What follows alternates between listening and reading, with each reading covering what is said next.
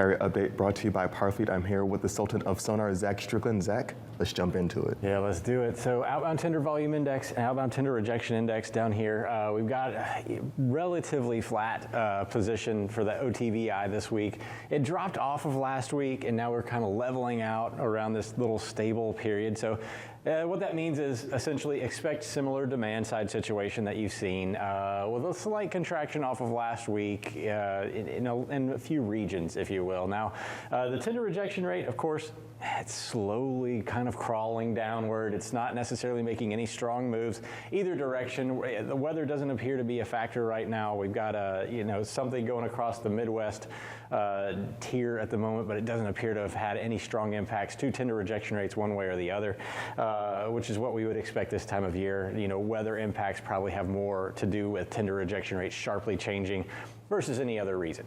We talk about the Texas freeze last year really destabilizing the market for 12, well, it's still probably feeling some level of that impact, but these short-term disruptions not showing up right now. 18.8% for the moment with this slow drawdown right now. Let's look at the next chart to see, we talk about capacity being added to the market. We see that slow crawl of tender rejection rate coming down. So the big question is, what's causing that? What's creating that?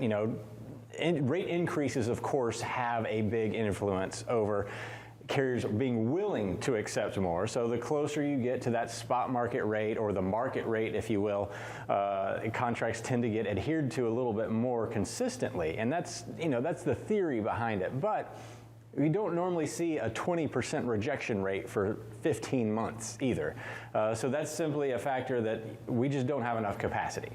You can increase your rates all you want to, but it doesn't magically make a bunch of drivers and trucks show up in the market. So this chart right here has helped to illustrate exactly what I'm talking about here. We've got the employment level supplied by the BLS for the truck transportation sector. So this is not just drivers, mind you. This is for the people in the back office, some of the warehouse providers, et cetera. They're all in this number. But point being, OTVI in green.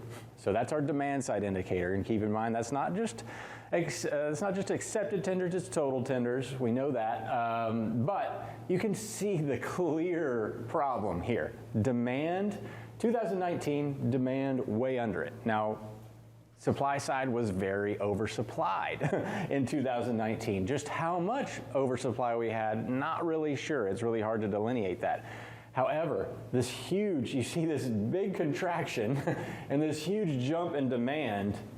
And this is what caused that tender rejection rate spike in the middle of the summer of 2020. This big disparity between demand and supply. And then look here.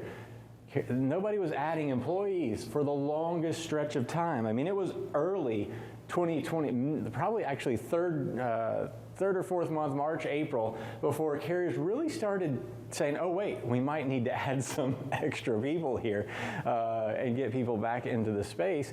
And now, it's just now, in December, we've just now hit the point where we were in 2019.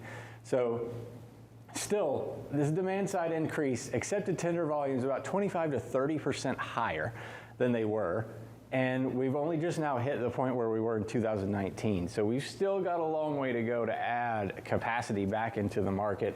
Demand not really going anywhere. It's a little bit off of where it was in the fourth quarter of last year, fourth quarter of last year, but employment's also kind of seasonally contracting as well. So we still got a long way to go, I guess is the point, Anthony. Yeah, and I think it's a great call out when you look at some of this employment data, of course, that it's not just drivers, it's also back office folks as well. And that plays a huge role when you look at the amount of people needed to help facilitate the operations and not just driving, but that is also going to be a challenge when you look at training some of those folks. You see companies sometimes bringing in huge amounts. Yeah. It's going to take a lot to get them caught up to speed because it's not something that you can typically learn overnight. Right, and a lot of these people the driver to non-driver ratios have actually gone down. So a lot of this number is actually more back office people they can hire a lot easier than a driver. Right. So this is actually a little bit skewed towards the non-driver side. So you can probably take another chunk out of this versus 2019 on the driver pool. Definitely, Zach. Thank you so much for this first update. We'll be sure to check in with you again, but right now we're going to throw it back over to Michael Vincent.